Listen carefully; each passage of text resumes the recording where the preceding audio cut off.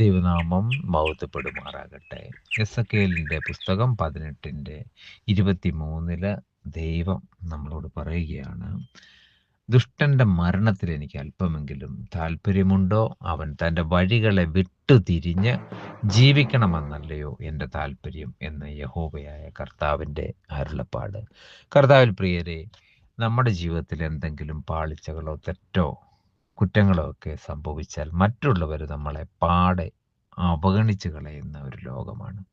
ഇവിടെ സർവശക്തനായ ദൈവം പറയുക, ഒരു ദുഷ്ടനായ വ്യക്തിയുടെ മരണത്തിലോ അവൻ്റെ അധപ്പതനത്തിലോ എനിക്ക് യാതൊരു വിധമായ താല്പര്യവുമില്ല.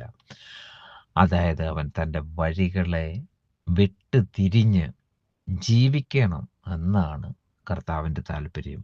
അതുകൊണ്ട് ഇന്ന് ഏതെങ്കിലും തരത്തിൽ നമ്മൾ ദൈവത്തിൽ നിന്ന് അകന്നു പോയിട്ടുണ്ടെങ്കിൽ വീണ്ടും കർത്താവിൻ്റെ സന്നിധിയിൽ അനുതാപ ഹൃദയത്തോട് വന്ന് തങ്ങളുടെ പാപം ഏറ്റുപറഞ്ഞ് വീണ്ടും ആ പാപം ചെയ്യാതെ ജീവിക്കുവാൻ ദൈവം തമ്പുരാൻ നമ്മളെ ക്ഷണിക്കുകയാണ്. ഈ ക്ഷണം സ്വീകരിച്ച് നമുക്ക് കർത്താവിൻ്റെ സന്നിധിയിൽ വന്ന് വിശുദ്ധരായി ജീവിക്കാം. അതിനുവേണ്ടി ദൈവം നമ്മെ ഓരോരുത്തരെയും സഹായിക്കട്ടെ.